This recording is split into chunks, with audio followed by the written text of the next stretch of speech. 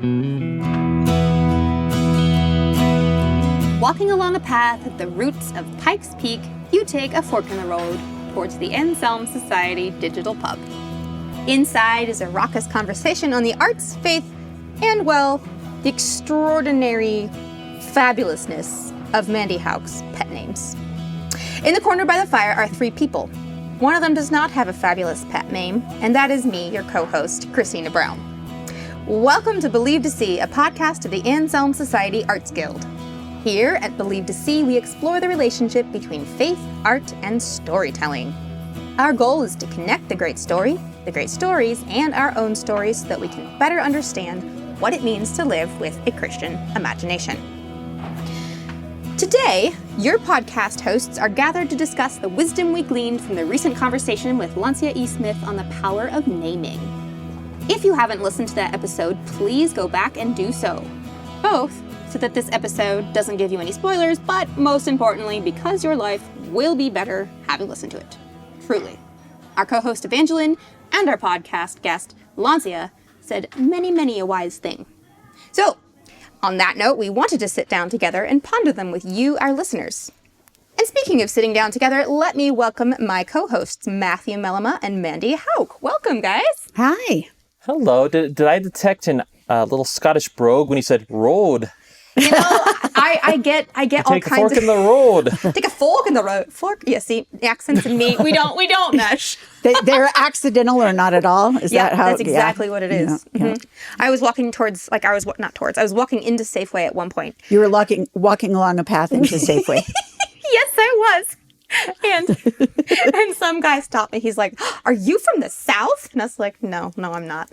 Oh, because you were talking? Well, because he said, "I love your outfit," and I said, "Thank you," or something like and that. he thought he heard. That's funny. That's anyway, funny. I get it a lot. I get all kinds of weirdness, but no, I am not Scottish. At least, you know, it just not snuck by in being there. raised that way. Yes. Okay. So, Mandy, what are the fabulous names of your pets? Oh well, I think if this is not the first podcast these listeners have listened to, they are probably aware of Lewis the cat because he likes to join vocally sometimes. Named after? Well, actually, Who do you think he's named after, who do you Christina? think he's named after? Who do you think? Well, I Yes. know. I'm helping. This is why I call him Clive sometimes. I will say he was already named Lewis when we adopted him. He was a 7-year-old senior kitty that we got him from a shelter that takes in the animals of people who are terminally ill. It was founded by hospice nurses. And so he had been Lewis his whole life. And but it was spelled Louis. And I was like the only Louis. thing, right. So I said, going to keep his name because dude is 7 years old, so I can't change it to something unfamiliar. But I'm definitely going to change it so that it's like Jack. That's right. Clive Staples. Yes. Then we have Winston, my 3-legged grumpy. Is he named after Churchill or the character from 1984? Both. You have asked me this before. Have I? Yes. The listeners haven't asked though. So you're good. It depends on my mood or his. It is never from the character from 1984 because I prefer Brave New World to 1984, but that's another podcast. I do too. I do too. That is another podcast. There you Oh go. my gosh, we need to have this podcast. Yeah. Honestly, his name is Winston because it's a good name, but I do often call him Sir. So I guess you could say that he is Churchill adjacent. I feel like he's Churchill. But he looks a lot He like has Churchill. a Churchillian quality. He's sitting here looking at us like Churchill right now. Get him like a cigar and a hat. Yeah. Yep. Little bowler. And he says, never, ever, ever give up. And now he's giving Christina some love. That's very nice. And then our other dog is Mabel, and she is a little apricot poodle that doesn't care that I exist, so I don't mention her as much because she loves Peter. But we just named her Mabel because it's cute. We didn't name her after anyone. It's a perfect name for an But I did find out the name Mabel comes from Amabel, which means loved or dear one. Oh, I can hear it. Yeah. Mm-hmm. Yeah, Okay. Mabel, Amabel, yeah. Amabel. Mm-hmm. That makes total sense. And it makes sense because she's so sweet.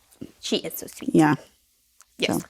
I named my childhood dog Toby after Toby Mac from DC Talk. Oh, that's funny. I feel like that's appropriate. Thank you. Yes, I thought you were going to say Tobey Maguire after Spider-Man. I feel like either would have fit you, Matt, very well. Yeah. Thank but you. now you have Yes. Scout. Yes, literary reference. Yes, it has to be a Yes. literary reference. I also have named all my plants. They're named after my favorite authors. Okay, that's even cooler. Yep. You know, I wish I'd mentioned that at the beginning. I don't know that I knew that. Okay, Yeah. okay, we don't have time to talk about your plants all evening. but that we one's could. Flannery. So, That one is okay, Flannery. good. That's going to ask at least for one of Yeah, them. my Christmas cactus is Flannery. Yes. Flannery. Okay, this is fantastic. Yep. I think I need to go out in my garden now and name all of my plants. I have to name my plants, otherwise I would need too many pets. Because I'll tell Peter, I'm like, I need an orange cat so I can name him Dorito. That's amazing. Do you name your cars? Are you I do name my cars. Okay. Yeah, mine is Rhonda right now. nice? Growing up, me and my brother's old beat up 1988 Oldsmobile, we named her Victoria. Oh, nice. It's a fact. All cars are women. I don't make the rules. Oh, Yeah. really? Yep, Victoria. Okay. What about Then, those? then later in college, my car was named Guinevere. Even a muscle car, like a GTO, that would be a female? Maybe Bertha. I mean, like pickup trucks can be men, but Yeah, cars, Emmy cars have to be women. Emmy had a truck named Fred. Mm-hmm. Yep. And then Bethany's orange car is Bernadette for Bernadette Peters because of her flaming orange hair. See, I only believe that cars should be named after the queens of England. So I have Apparently, I Victoria, see that. Guinevere, Elizabeth's up next. Yeah. Ooh, how about Boudica? Ooh, Okay. that's my car's name now. So clearly, the topic of naming is big for everybody. Yes. Well, and naming characters is huge. You know, as writers, naming characters is huge. Naming is huge in general. I mean, I kind of can't wait to get into this. But And have you ever met someone that you can't remember their name because it doesn't fit them? That happens to me sometimes. yeah, Like that's there's a good woman question. at church. I cannot, even sitting here, I can't remember her name because to me she looks like a Laura. And that's not her name. Oh, that's funny. I don't think that's. Well, maybe it's happened to me. Matt's chuckling. I don't know. And it is fascinating though. But that says so much about like how significant a name is. Yeah. What were your since I have already reacted to the episode? What were your reactions having kind of encountered the episode as listeners, Mandy and Matt? I mean, I loved it. I had to listen to it in 2 chunks, but because it doesn't matter why, Mandy. Anyway, because I was running.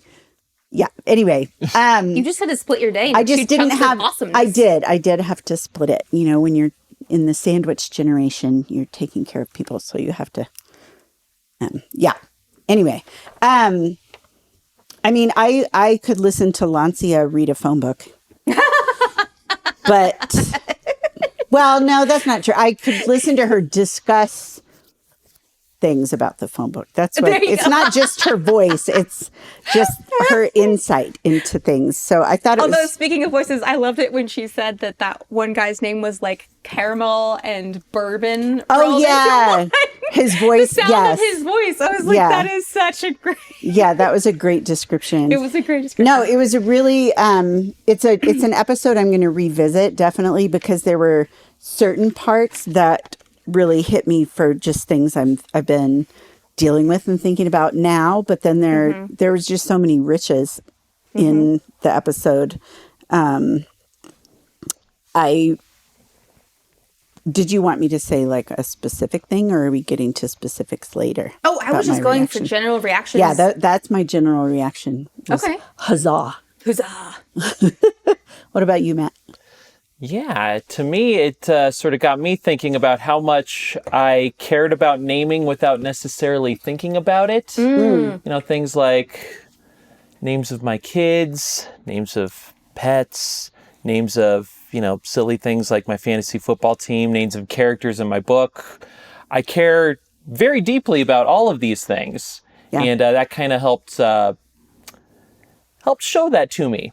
Yeah. Now I have to tell you the name of my fantasy football team. What is it? Sir Winston's Potato Mashers. Ooh, that's a good one. Yeah. And I just remain delighted that I just found out that you have a fantasy football team. Oh, yeah. This is fantastic. Yeah. Okay. I do not. Probably not a surprise to anybody who knows me, What's but- yours, Matt?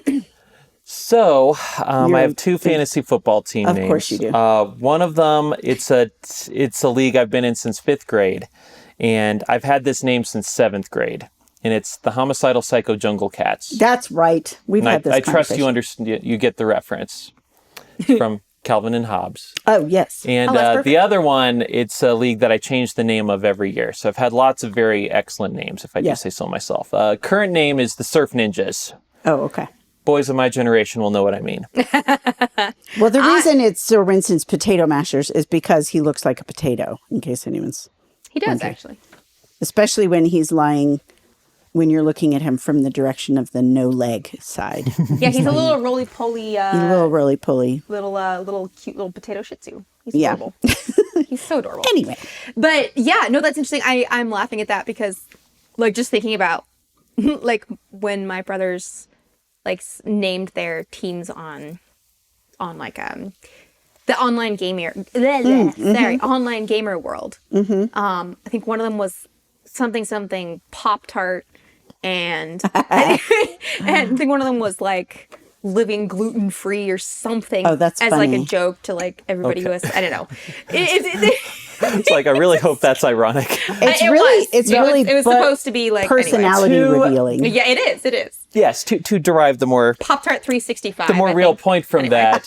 Things like that actually do kind of matter because, especially in realms like video games, there are a lot of video gamers out there who I may generally be aware of, and I don't know what their first name is. For instance, I know that one of the greatest Super Smash Brothers player in the world is named Hungrybox. I don't know what his real name is. He's Hungrybox, okay? Yeah. That's just one of many, many examples. I had my gamer name that I came up with when I was 14 years old. It's Socrates, after Socrates from Bill and Ted's Excellent Adventure. Oh, yeah. I kind of wish I could change... Oh, actually, no. I had Socrates, and I changed it. In college, I became the Bonnie Prince, after the Bonnie Prince Charlie. And I feel like this is actually important for me because it defines some sort of feeling, that some vibe you want to take to online play. Yeah. When you're going up against a bunch of random jerks online. I'm the Bonnie Prince. Yes, you are. Thank you. Fear me Why does not. that remind me of Princess Diaries? I'm fancy, but I'm also here to have fun. Yeah. Well, my gamer name in Angry Birds, the only game I play, is Eggy Hemingway. Well, there you go. That's my gaming name. So yes, even a lot of these very silly things, I think, do matter. Yeah. Fantasy football names. Okay, but you have to tell us why you think they matter. I'm super curious. Yeah, so fantasy football names, I've been obsessed with these since I was in about 4th or 5th grade. Okay, so again, there's some leagues where I name my teams a different thing every year. And I keep a running list of names on my phone. So whenever you can't just go out into the world thinking, I'm going to come up with an idea. It just needs to strike you. Just out in the world. Okay. Yes, like lightning. So I have some of these they need to be something that is funny, winky, something that's sort of an in-joke for you, but enough people where it actually makes sense. That's my philosophy. Or if it doesn't, it sticks in their memory. Something that might sound awesome, but like ironically. Like I had one that was called the Elite War Elephants, which sounds kind of cool, but it's also a reference to video game characters from Age of Empires. So yeah, I do feel like that is important because I've never really connected this before. I've just always cared about it so much. But it shows my dedication to the team, to the craft. It shows it's a way to build camaraderie among the other players because you want a joke that you and the other people in the league will get. Right.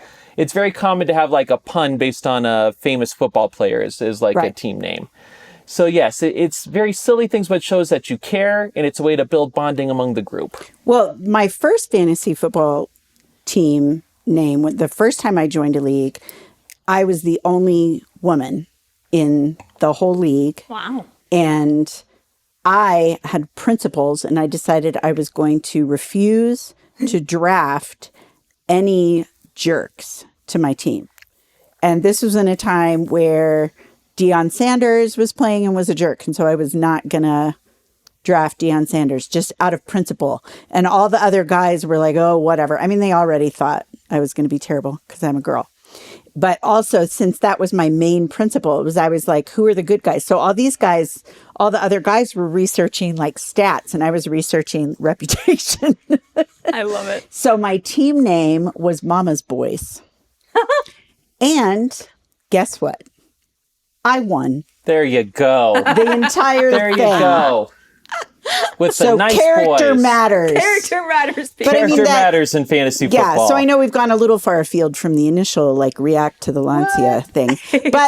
But it's true that naming of people matters, naming of communities and naming of groups matters. Book titles matter because I think it conveys what we think of the thing. Like, so for like if you wanted to be an intimidating game, player name or whatever, it would be, you would come at it from a different viewpoint than if you're trying to be funny or trying to make a point like Mama's Boys, Yeah. And it's interesting too, like I thought about this when Lancia was talking about like how, well, first of all, when the conversation started with talking about belonging, but even when Lancia had mentioned like Ann Selmers, like to be calling Ann Selmers. Yes, I totally call myself an Ann Selmer. Isn't that funny? Yeah. And I was like, it's you can't market without names. You can't market without words. Like, you need these names and associations for people to be able to actually identify with you and your product and what you are trying to communicate. And so really just the power of a name. And it goes down to like naming a pet, naming your fantasy football, naming your kid, to naming your organization. Well, and I mean, even the development of surnames, it was either very clunky, obvious, William's son, because it was William's son, right. or it was like my mom's maiden name is Tyler, which is an occupation name. It was one who tiles. Right. Duh. Yeah. Yeah. So, oh, totally. Or like my last name, Brown. It was which something, was my maiden It was your name. maiden name. Yes, I remember By that. the way. Yeah, Yeah. just like a way of like identifying. It was simple. because typically, I think, wasn't it? Brown was one that had the before it initially, didn't it? I think so. Like Richard the Brown, because like the brown hair. What parts on your Possibly. ancestors were brown? Like the hair. Oh, okay. So like the red beard or the brown or Gotcha. Yeah. yeah. Yeah, I think so. Given that we were that our name is very English and Yeah. British. Yeah. Yeah. British. British. Very English. It is the British way. Sorry, snuck a Muppet Speaking of- Christmas Carol speaking of- reference in there. You're fine. What? You're fine. So speaking of surnames, that was a hilariously perfect segue, because Lancia said something in the podcast that I have not gotten a chance to think about yet. Okay. And I was curious if it struck you guys. But she said, I believe I wrote it down. Bearing Let's the see. surname of God. Yeah, she said we really are bearing the surname of God. And I was like, what is that? Like I wanted to unpack it. Mm-hmm. Like, obviously, we all understand what that means. Like, when we think about it, like, oh, yeah, sure, we belong to God. Cool. We're in his family. Right. But, like, what does that actually What is his mean? name? And, yeah, and bearing his surname. Like, that just goes a lot deeper than I think we were even able to, like, talk about initially. Right. Was she talking about it in terms of like because we're the bride of Christ? Like, because there are so many. Like bride versus child of God. Right. Right. I don't know, and honestly, both work. But If I you think guess about it, both because would our be the kids surname. bear our surname too. Right. But the child, it's put on them from the get-go, and the bride of Christ, it's chosen afterward. Well, we were So we- always chosen, but the bride chose the groom as well. Is that kind of what you're We thinking? take on the surname as the bride by choosing and taking on. Right. So it's But in both places, God chose us, right? He chose Right. us as children, and yes, he chose of course, us as his but there's bride. there's being the child of God, and then there's being the follower of Christ, which is a Okay, we're not going to get into Calvinism and Arminianism or anything. No, we won't do that. But that's a different step. Like we are born with, we bear the image of God, so we are his children in that way. But when we become followers of him, then to me, that's when we're the bride, and then that's the marriage. And yeah, the elective, like Emmy and Bethany did not choose to be our children, but I chose to change my name to Hauk, to be Peter's wife. No, absolutely. So I think it's interesting what my point was, because that is absolutely correct. My point is that in both cases, God has not changed. Oh, right. And right. he, like, it is still his surname either way, which is so fascinating if you think about it. Like, the unchanging nature of God. I don't know. That is so cool how even, like, the way we talk about our names and categorizing ourselves, like, we still speak into the truth of the unchanging God. Right. I think that's so cool. Well, and it was interesting because when I was listening to that, I kind of did feel like sort of the tension there, because there is that patriarchal aspect of the bride changes her name. And so even the word claiming, when Lancia was talking about we are claimed, that almost I had like, that can be taken as a negative thing because it can be taken as the ownership. And then like as the person who's being claimed loses agency or whatever. But as the podcast went on, as Lancia was talking about it,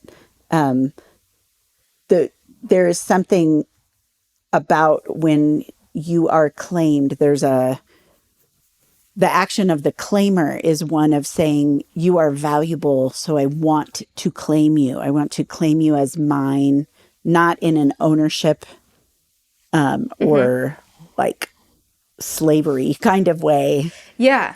Yeah. Not like property, but like someone I want to exist with and live with and love. And of course, God is, anyway.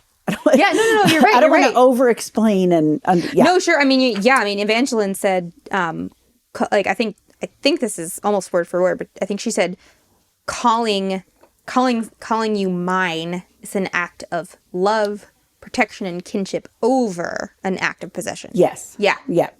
But that's one of those clunky words, claim. That I think could it mean is. either. And I think it's interesting that we do all bristle about it, you know? And like, we have to kind of like look at ourselves and examine like, why is it that I'm bristling about being claimed, Right. How much of it is like my culture? How much of it is my independence and my pride? And how much of it is like scars from, like people like wrongfully claiming people or us in the past, So, but it is interesting that I don't know, Matt, I'm speaking for me and Mandy and, but for you, did you have any bristling over that idea of being claimed when you listened to it? I understand why people could bristle, especially when we're wearing our contemporary, Goggles. Western culture goggles. Yeah. And that sort of colors everything. But when you look at it in the original context, their highest good wasn't personal autonomy, right? It was, hey, we all need to stick together. A person who's unclaimed by a village, a clan, didn't have kin relationships in the ancient world, they're just going to friggin' die, right? So you don't think, so if you were claimed by by like a family or someone, you're not going to think, how dare you offend my autonomy? It's, oh, good, I'm not going to die now. Right. And I did. And it was an active affirmation of belonging. Yeah, exactly. Yeah. Right. And I did recognize that was my own, like when I bristled, I was like, why am I bristling? And unfortunately, it's normal for people today to, again, when we're taking in that viewpoint, to feel that way, but it's not the... And to be fair, there are, a lot of African-American people whose surnames were really their slave owners, their ancestors' owners' names. So there is an ugliness, of course, in that the owner. But when we say claim, that's not what we're talking about. Yes. No, and I think that's why it's so good to kind of dig into this and like say, okay, well, what does it mean to really be claimed, and how do we separate those evils and the perversion of being claimed from, the purity of being claimed by God? It just occurred to me as I think it's if you're claimed because you're seen, I think being seen, Yes. then, and when you know you've been seen and understood, and particularly when you know that you've been seen even with all your flaws, and someone wants to claim you and all of that, Absolutely. then that's a different feeling. Yeah, and I think that's where I think becoming the bride of Christ and Paul's verse to the Ephesians, I think it was Ephesians, like, but he's like, husbands, love your wives as Christ loves the church, because nobody can make any claim that Christ loved perfect people. No, right. And yet, like, he gave himself entirely to us, and we get to put on his identity. Like, well, and what says you that just over said, and over again, and being able to put on the identity of God is the biggest privilege, basically, of anyone could ever have. And so you think about it that way, being claimed in that way is the highest honor and privilege that we could be bestowed. And notice you just said he gave himself to us. So it's not, he's not lording it over. Even though he's Lord. Not. But, yeah. And yet words are tricky. He's claiming. That's why it's so cool. This is me nerding out. I'm totally nerding out over etymology. Words. Etymology. Anyway, no, that's super cool. Matt, I'm curious as a male, what is your as you're saying as I was like, don't say man. As a famous author of the upcoming novel Red Rex. Thank you, Mandy. More on that later. Such a natural plug to make. Which will be released on my birthday, September 10th. Woot woot. Okay, I did not know you were a September baby. More on that later. Okay, coolness. So back to Matt. What is your reaction? Because you already talked about historically, and you didn't bristle when you heard it and what it, like, to being claimed.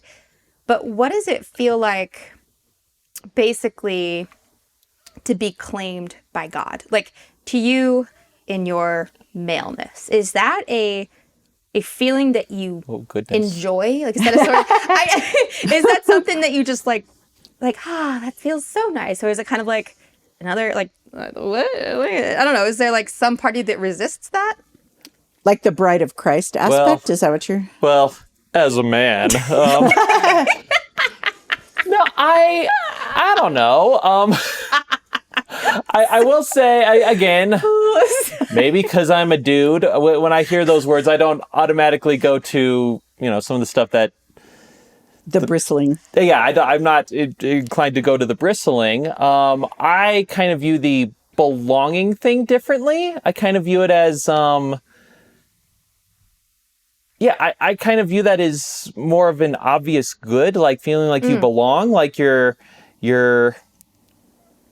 welcomed. Yeah, you're welcome. You're on the team. You're part of the army, or the like so Henry V Band of Brothers thing, like saying, actually I have more to say on Henry V later in this, but I can't wait. I was thinking about that recently. It's like the inclusion, like in Shakespeare's speech, Henry's including all of these common soldiers, like, hey, if you're bleeding with me on the field today, you're my brother. It's like that's it, extending that out. It's including it. It's claiming, right? Saying, and it's not, how dare he say I'm his brother? It's like, oh, I get to be the king's brother. I'm here. I'm one of the men here I'm one of the band of brothers. So that's sort of how it hit me.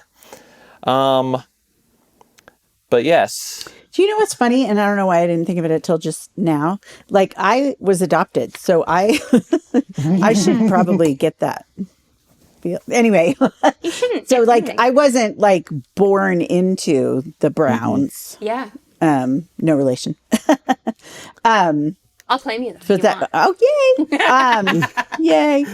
Yeah, so, anyway, sorry. I just realized, I don't know why I didn't think of that before, but.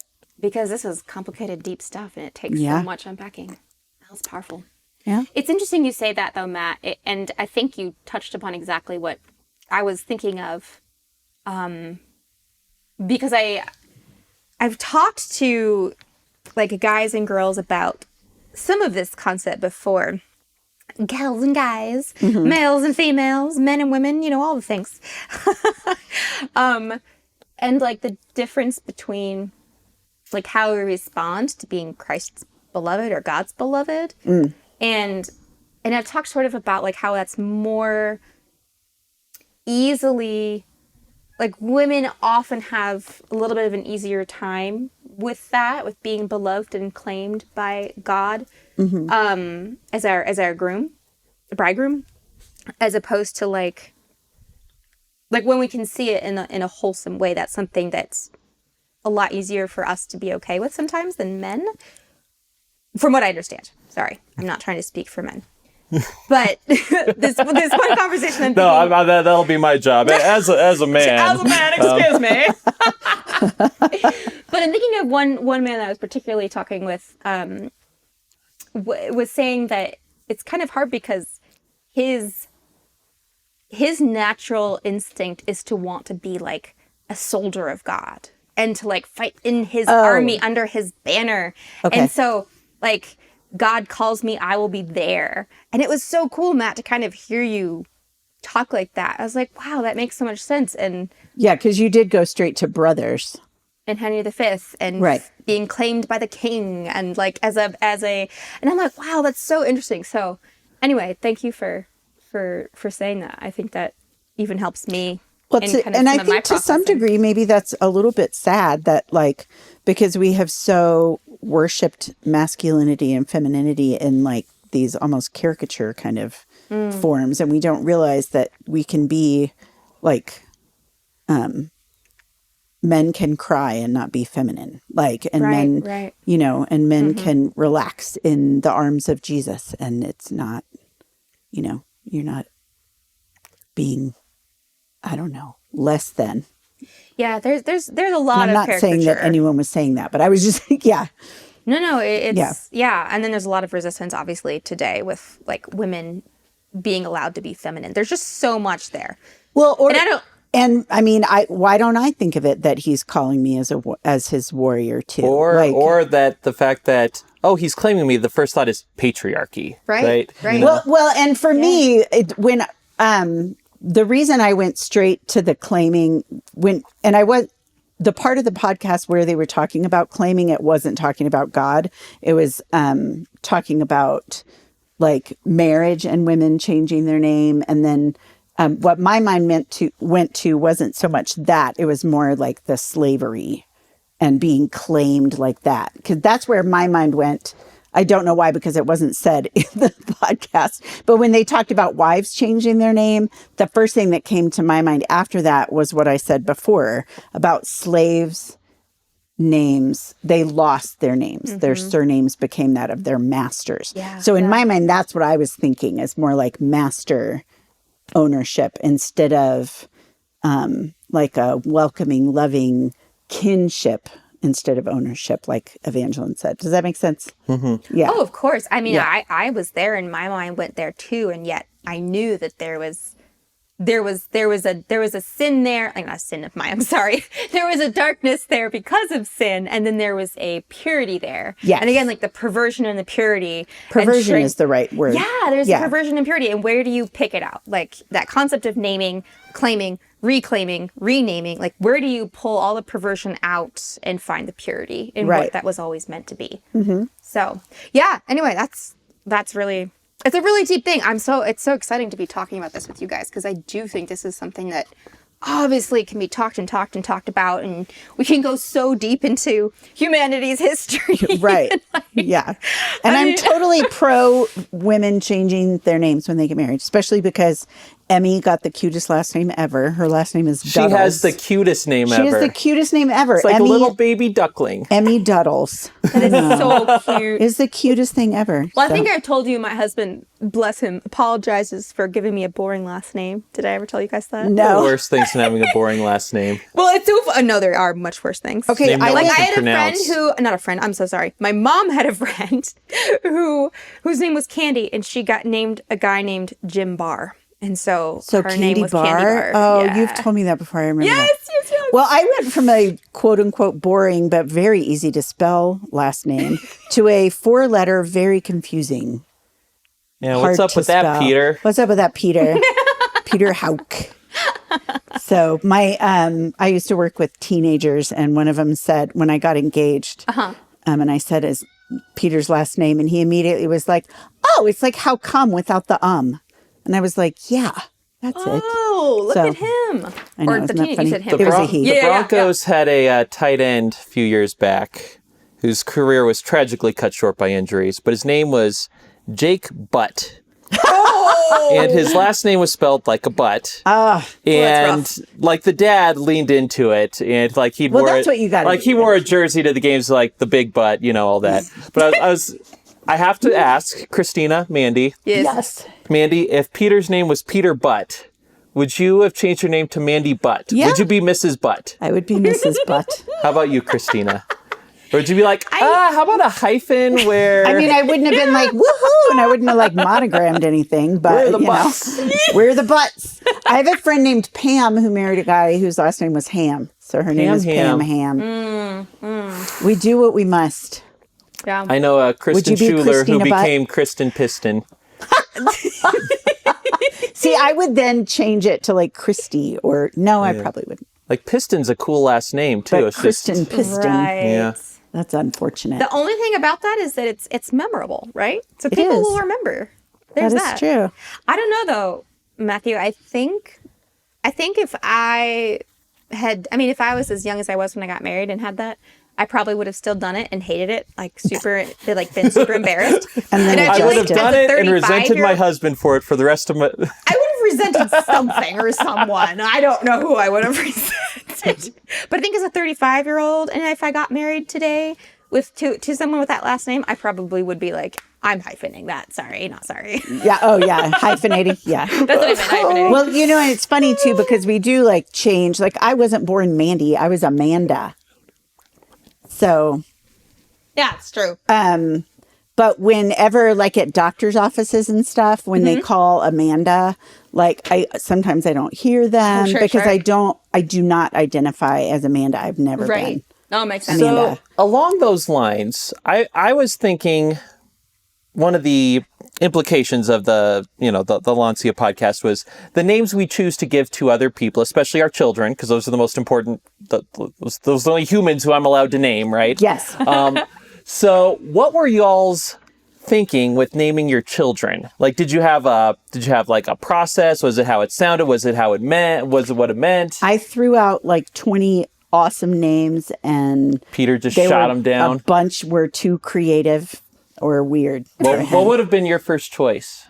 Oh, I don't even remember that because, but I mean, I think some of the ones, in retrospect, I'm like, woo, yeah, he was right. One of my, I liked Jasmine. That was before Aladdin. Yeah, that would so have I'm really aged well. glad that didn't happen. Yeah. But Emmy does not look like a Jasmine at all. Colette. I wanted Colette. Colette, that's nice. Yeah. No, but then my cousin had French, but not too French. But then my like cousin Colette. had a daughter named her Colleen, and it was right at the same time. So that would have been weird. But why would that be weird? I never see my cousins. But anyway, we were going to name Bethany Cassandra.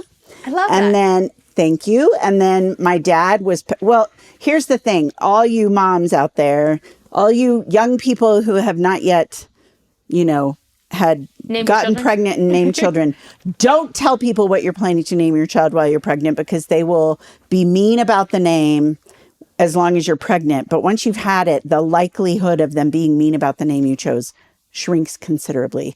So when I was pregnant with Emma, we were choosing between, if it was a boy, it was going to be Benjamin or Ben, and then Emma. So she is Emma, but she decided somewhere in high school she wanted to be Emmy, which is totally fine. And so Peter's brother made some comment. He's all, because we would sign cards Ben/Emma, like thank you notes for the for the gifts we were getting. Right. And so then his brother is like Benema. I'm sorry, that's a solid joke. I know. I'm sorry. So then I was like, almost spit out his drink. so I'm actually really glad it wasn't Ben because I really feel like I would have had a harder time forgetting Benema. Because it started with Ben.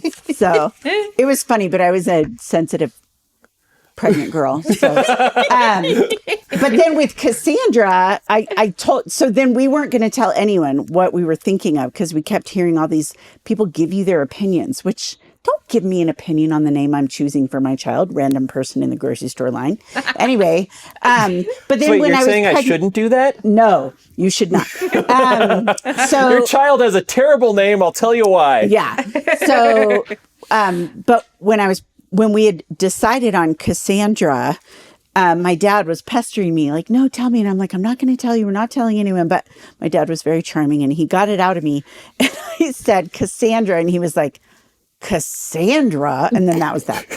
And so then we had to think of another name. No. But I will say Bethany is very glad because she does not like the name Cassandra. So she's like, thanks, Grandpa. I owe yeah, you. thanks, Granddaddy. Yes. And then, but also like, she's like, I would have said Cassie and people would have thought my name was Kathy. And yeah, but what was that? Go by Dragon Sandra. Tales? What? The Dragon Tales? Dragon Tales. Yeah, Dragon because the Tales. girl on Dragon Tales was Emmy. named Cassie. Oh. No, the girl was Emmy. The dragon was Cassie. That's right. There we go. And so for a brief period, Bethany wished her name could be Cassie. But that was it. Now, But I will tell you one thing. Do not ever call Bethany Beth. When we talk about shortening names, cannot stand. that's interesting. So you can call her Bethy, but Bethany, she likes Bethany. And Peter does not like Pete. He used to be Pete a while ago, and then he decided he needed to Then lean he became in. a man. Took a man's name like Peter. He wanted to lean into the meaning behind his name. Peter, the Rock. I'm a man now, Mandy. I'm Peter. Wanting to actually be serious. Tough room. But he realized, for real, he actually realized that he was like, I am kind of shying away from what the meaning of Peter is. And I need to really claim the meaning of my name. And so I am going to be Peter. I love it. So there are still some people that call him Pete. And it's not like, I mean, for those of you who have met my husband, you know he's not going to like yell at you if you call him Pete. He's going to get up in your face and dress you down, man. So I will say I had very strong opinions on the names. And For the children. yes. Yeah, And sorry, I took that on a wild journey. I had several very strict rules, which I will not get into because people who've named their children in ways that violated the rules. You may be offended, but don't be offended. It's not you, it's me. Okay, I just have very strong rules. But basically, I thought that in order to have a proper name, you needed to either be derived from the Bible or the kings and queens of England. Oh, did you really? So if you'll notice, I have Samuel from the Bible, Yes. Noah from the Bible, Henry, King of England, Jane. 8 of them actually, and Jane, her reign didn't last long, but she tried her best, Queen of England. Yes. Yes. Yeah. And so that was one of the things that mattered to me. There's also We just went by sound. I never really answered the question. sound Sorry. was important. Nicknameification was important. Yes, yeah. My mom was very valuable in this because she was a fourth grade teacher. So she could spot when a Yes. kid's, you're just asking for trouble there. Yep, you know what yep. the kids will call that. Totally. Yeah, so that was important. Yeah. But also, I really cared about having like historical precedents, right? Like looking back in history, were there previous people with this name who I thought were admirable? Yeah. So like Yeah. Samuel, we have Samuel from the Bible. We also have Sam Johnson, who's Samwise Gamgee. Sorry. No, that's Sam actually Johnson. part. Sam was sure. my favorite character in Lord of the Rings. So it's all these things like, okay, Yeah. I have Sam, I have the Hobbit, I have the English man of letters, and I have the prophet from the Bible. We're good to go. That was our boy name if Bethany had been a boy. So you didn't keep the same boy name? Didn't like No. roll over? No, because then I would have had Ben and Emma in the same family. And you could say Benema. Benema. Exactly. That sounds like a feature, not a bug. But anyway. So I had this really interesting thing because for Henry especially, I like the way the name Henry sounded. I love that I name. also kind of vaguely had in my mind, like, you have like Henry V. I like that. So very recently, glad we had this topic because this just happened recently. I was listening to a podcast. It's called The Rest is History. It's like my favorite podcast. Listen to it. And so they're the two historians going through different historical, That sounds fun. Oh, it is. Historians going through history. Wow. Exactly. So they were talking about the historical Henry V, his invasion of France, the Battle of Agincourt, all of that. And I was listening to... I don't know. No. What? Doing the Lord Byron thing. No, it's not Don Juan, it's Don Juan. But anyhow, so I'm listening to the story of Henry V and the Battle of Agincourt, and just like really like, it's like, yeah, Henry V, this is great. So then a couple days ago, I'm driving the boys to school, and Henry, so he's in kindergarten, and I was telling him, like, hey, buddy, you want to hear the story of the person you're named after? So I told him the story about Henry V, how he went into France and how he came up against this huge army and how the army was like 3 times larger than his. But he gave this great speech to encourage his men to be brave. And I was telling him all about the battle and all this stuff. And he was super into it. It's like this thing like, oh, this is the guy I take my name after. Oh, that's really so neat.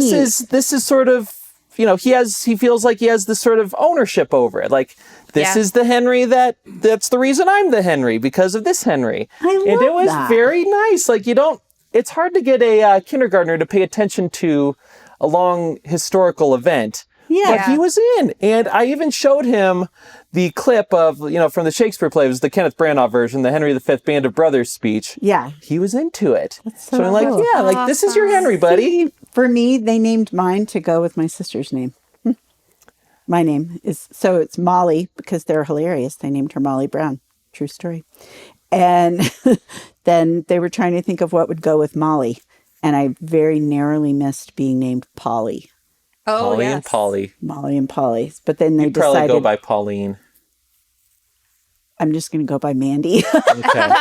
But yeah, so they chose my name because it went with Molly. What about you, Christina? How did they choose your name? Yeah. Oh, how did my parents choose my Or name? how did you choose yours? Your kids? Yeah. I think I talked about how my name was chosen on the previous Oh, podcast. that's right. You did. So yes. yeah, I'll tell you about because it means Christ follower. It does. Yeah, and you were almost Christiana. I was. So yeah, it's interesting that you say all that, Matt, because I feel the same way. We both did, my husband and I, Brian, about naming our kids and them being able to live up to a name and how important that was. Mm-hmm. And so our kids' names are Edmund and Edith. And Edmund was very intentional. Also a king of England. Yep, he was a martyr. He was a Christian martyr. Well, there we go. Mm-hmm, King of England. Obviously, Edmund in Narnia, which I actually took me a minute to come around to because he's kind of like the problem child at first. But then his redemption and character arc was what won me in the end. Does your Edmund like Turkish delight? No. Good. Too much, maybe. Phew! Edith is safe. Edith is safe. And then, yeah, of course, Edmund Burke. Great guy, one of Brian's favorite political That's a heroes. good one. Yep, right. Mm-hmm. So, and then his name means protector. And as an eldest boy, we were just kind of thinking, like, how can we not have our child named after all these good things in a way to live up? And we wanted something that wasn't like terribly common, but also wasn't like made up. You know what I'm saying? Yeah. Mm-hmm. Or Ferrari, Right, right. And so, yeah, for us, it was really important because we knew that our kids would grow up and question their names. I think most of us do. And we wanted them to, even if they didn't end up liking their name, at least they knew that there was intentionality to it and that there was a reason that we named them that and that there was, like, that we actually really thought long and hard about it and prayed over it. And funny story that your sister's name Molly Brown, because we were thinking about the name Charles to call him Charlie. Oh, Charlie Brown. Until we realized, well, Charlie Brown. We're not doing that today. Well, I would have been so happy. I would have just bought him a yellow polo with that black zigzag for every birthday. And you'd be so mad at me, but I'd keep doing it. And he'd probably love it. My aunt's name is actually Sally, so she was Sally Brown, which is Charlie. Yeah, but yeah, it's funny. It's odd to me that I didn't go like by meaning. because what I know of myself, That seems it's like very something you odd would to do. me that we really didn't go by meaning because that, yeah. But anyway, but with Emma, we knew we wanted a middle name that was significant. We chose my mother's maiden name, which is also my middle name, which is Tyler. So I think, yeah, we were just going by like the sound of it. But interestingly, Emma sounds a lot like Amma, which is a Hebrew word for mother. And that fits her very well. And then Bethany, Bethany used to always like to say, I was Jesus's favorite place to go when she was little. So that was like That's a really adorable. fun because That's it so is cute. like, yeah. That is so cute. But it means house of poverty, but it doesn't mean poverty in the way of like poorness. It means poverty of spirit. So Which it's is beautiful. actually, Yeah. it's beautiful. Yeah. So, Yeah. Yeah. That's so really cool. even though we weren't intentional, their names really fit them. Well, I mean, that's kind of what Lancia was saying too. Like Right. her name was something she hated and she couldn't figure out why she was named that. And yet later on, as she found out, Armor. Yeah. it is funny it's how perfect. God does that. He allows us to have these beautiful ways to live into our names Right. many, many, many moons later sometimes. And then kind of like Lancia was saying, like, I've always been fascinated by that verse in Revelation 2, like, and you will have a secret name that no one else knows and be written on the palm of my hand, that kind of thing. And I'm always like, what does that mean? And it's so special and that's so cool. And, you know, so even if we never really do love our names here, and we can't deny that there's something significant about being named and that our God has named us and called us by name. But it is also acceptable to change. I know people who have changed their names because of a traumatic background, and so when they change their names, that can be really meaningful too. Like, so yeah. Well, I think Lancia had said that. I think she said she had done that before, or she had thought about it or something like that. Yeah. Yeah. But yeah, and then Edith, we did the same thing. I mean, there were a lot of, speaking of sounds, that's really funny, Mandy, because we almost named, well, okay, there are a lot of prettier sounding female names, I think, How dare you? than Edith. No, How dare you say anything against Edith? I wasn't! Go ahead.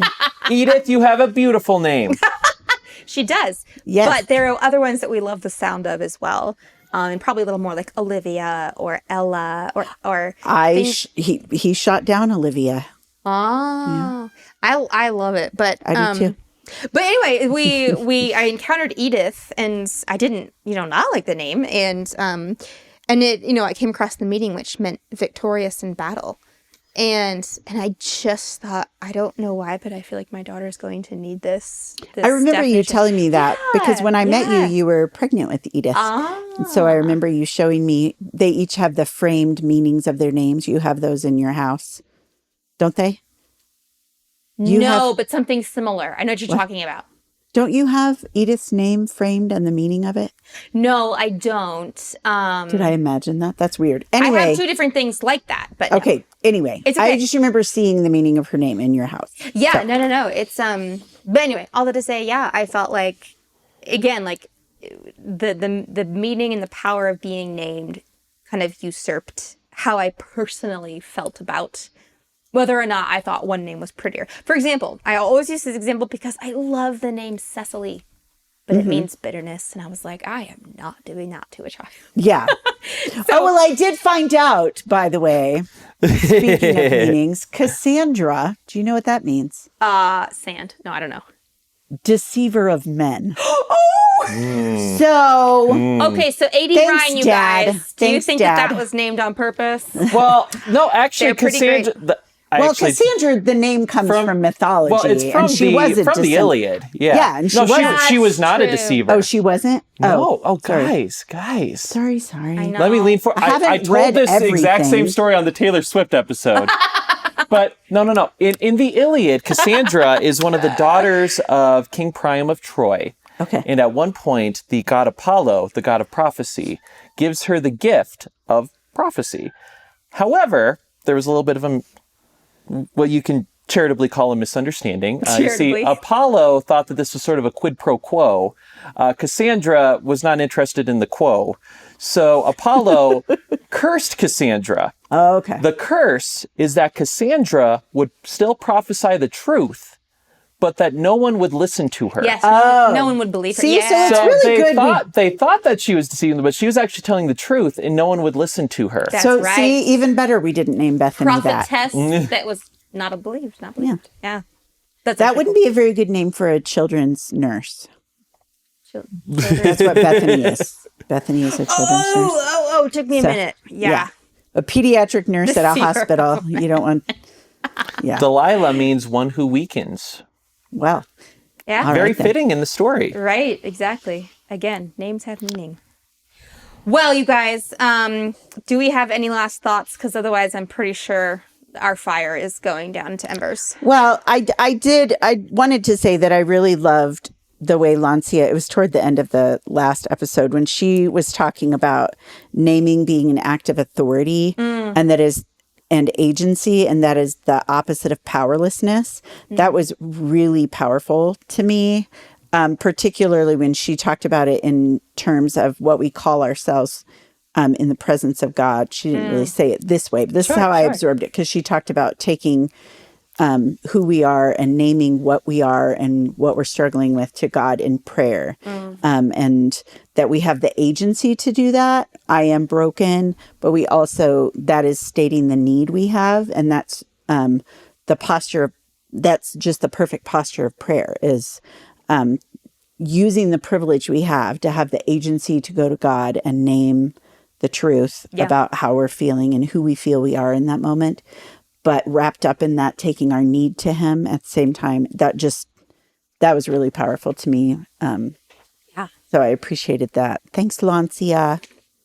Yeah, that's such a thing that I know, and I remember like listening to that. I was like, oh, this could be an entire podcast topic in and of itself. It is so powerful. Yeah. I mean, and especially fear and panic being that thing that makes us think we have no agency.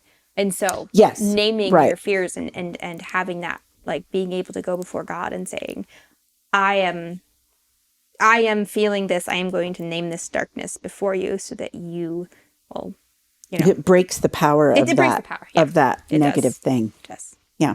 Yeah. Anything for you, Matthew? Closing thoughts? Well, I have a lot of thoughts I know. on... Oh, yeah. You feel were you. going to name the best names for NFL quarterbacks. I have them all ranked in my notes, but maybe that's the sort of thing we should do off camera or off mic. But I have them all listed. Just tell us the best one. Do you want to tell us the first three? The top three? Tell us the first two. Top three and bottom three? Christina, you're so nice to me. Well, yes, I would. So let's start with the bottom three. The worst three names are... For NFL quarterbacks. Yeah. Okay. Are Trevor Lawrence, quarterback for the Jaguars. Why? Quarterback can't be named Trevor. Okay. Sorry to any Trevors out there. Nothing personal. Well, all the kids in his hometown, Cartersville, Georgia, dress up as him for Halloween. He doesn't have a good quarterback name. Okay. Second worst, Kirk Cousins. It's hard. Two hard consonants. Two hard next to each other. consonants. K I hate is that. scientifically a very funny sound. That's Kirk Neil, Cousins? Yeah, Neil you Simon. Sorry, a quarterback can't be named Kirk. Neil Simon has said that's in his play, The Sunshine Boys, is that just scientifically words that have a K in them are Kirk funny. Cousins. Yeah, catch up. Kirk Cousins can't. That's interesting. I thought you said Kurt, but Kirk. I know, that's the problem. It's worse. There's an extra one. That's rough. But the worst quarterback name of any starter in the league right now is Brock Purdy. Oh, I know. Brock Purdy. Brock is a good name for a linebacker, not a quarterback. And Purdy. No. Is it Purdy? Yes, It it is. is. Yeah. The three best ones. Yeah. Third, Lamar Jackson. Yeah, that's Okay, a that's good pretty one. great. Ooh, just rolls off the tongue. Lamar. Sounds smooth. Lamar. You just is that? you Jackson. can see him throwing. Lamar. There it goes. The second best, CJ Stroud. Yeah, that's a good one. CJ, always great with the initials for a quarterback. Initials are great. Stroud, it's really a portmanteau of strong and proud. And I was Stroud. thinking, yeah, and Stride. Stride is Whoa, good for quarterback. we could have a whole run the ball episode on too? that. Does he run? Because not all He quarterbacks can. do. It's not his forte, but he well, can. you need to work on that. But the best name, I ready. think this is pretty Matthew undisputed. Stafford. No. At Stafford ranked pretty well on my list. Well, he's the my best quarterback one, in my As fantasy. long as it's Matt. Joe Matt Burrow. Stafford. Joe Burrow. Joe is scientifically the best quarterback name. Burrow, Joe Burrow. Yeah, but Joe Cool. Joe Ice. I'm not a fan. Joe Burrow. But his name is okay. All right. All So right. I could have gone 32-1, but thank you for giving me that. That was very kind of you, Christina. You can close the Christina. show now. Now you have a new name. Absolutely. Christina. You can close the show now. Speaking of names and mispronouncing. That fire is out. That fire is out. Those embers are dead. Embers are dead, drinks are gone, things are winding down. Y'all are trundling home and you've polished off your final glass. Once again, my friends, Believe to See is a podcast of the Anselm Society Arts Guild. To find out more about the Anselm Society, please visit us at anselmsociety.org. And while you're at it, please rate and review the show on iTunes, Spotify, or wherever you get your podcasts. Thank you again for joining us, and we'll see you next time.